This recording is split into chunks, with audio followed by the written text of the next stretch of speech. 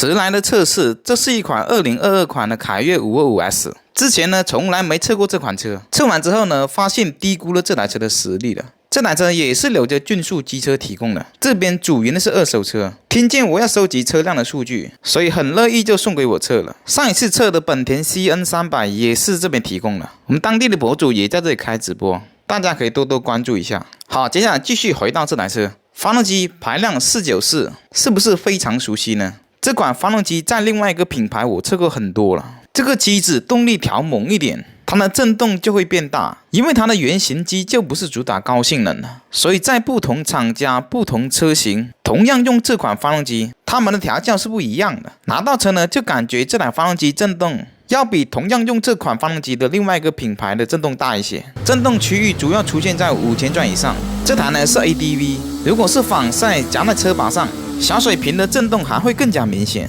现在问题来了，震动稍微大一些，是不是因为 ECU 的程序更加激进一些？从感官上是能感觉得出，比之前我测的另外一台用这台发动机的动力呢要强一点点，但是也仅仅是主观的感受。首先测的是1档行进中加速，测40到100、60到120的，因为这个测试不需要考虑弹射起步带来的差异。40到100呢用的是中后段的动力，而60到120呢用的更多的是后段的动力。在运动模式下，测出40到100用时 3.7 秒，60到120呢 4.9 秒。再对比之前我测过的车型，它在同级别中的确要快一些。中段的加速成绩快了，那么零版的成绩也不会慢了。最终测出了 4.8 秒的成绩，也是同级别中最快的。所以之前的推测震动稍微大一些，主要原因是发动机调得更加激进一些。因为在另外一个品牌仿赛 ADV 巡航车，我都测过，都有他们的数据。震动最大的是仿赛，动力最猛的也是仿赛，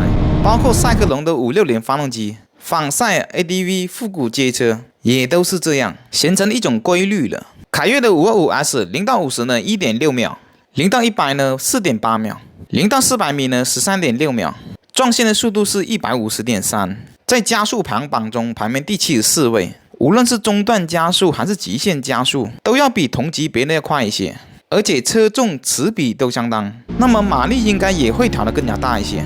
最终拉出来的马力是 48.57 匹，也的确比对手大一些。所以即使不看马力级的数值，从震动、中段加速、极限加速就可以知道凯越对这档发动机调教动力会更加强一些，但是呢代价就是震动更加大一些，所以有利也有弊。我们现在来看一下曲线，它从3700转到9500转都有 80% 以上的扭矩输出，而动力的爆发点在5500转之后，震动也开始更加明显一些，到9600转才开始退火退脚。虽然平滑度相对于本田来说还是差了一些，但是总体来说还算是比较好的，毕竟这是2年前出来的车子，新款变得怎么样呢？没测过，所以不好说。好，接着回到这台发动机，既然动力调得比较强，那么另外一个指标必须要看的，那就是油耗。现在每一台车都测它的下限油耗，包括进口车也一样，从而呢放到加速排行榜中，哪些车能像进口车一样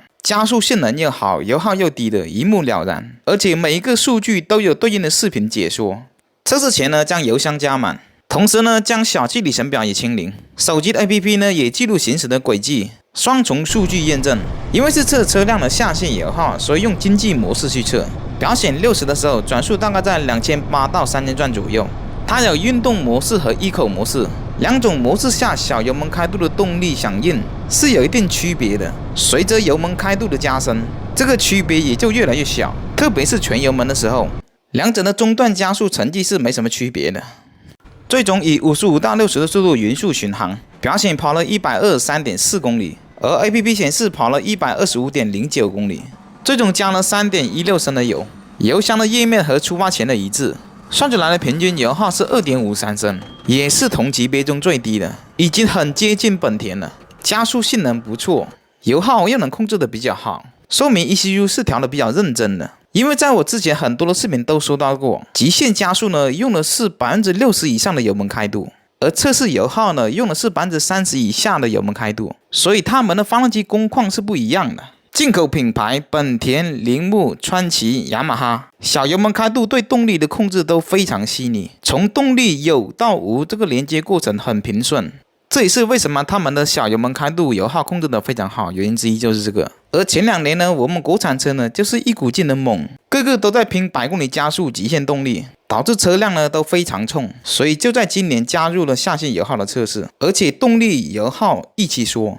就是为了让厂家更加重视动力性能的同时，也要重视耗能。当我们消费者的认知越来越高的时候，厂家才会越来越认真去造车。当企业用心造车的时候，我们就能买到更好的产品，而且进口的品牌的价格也被打下来，没有实力的厂家将会被洗掉，所以是这么一个循环。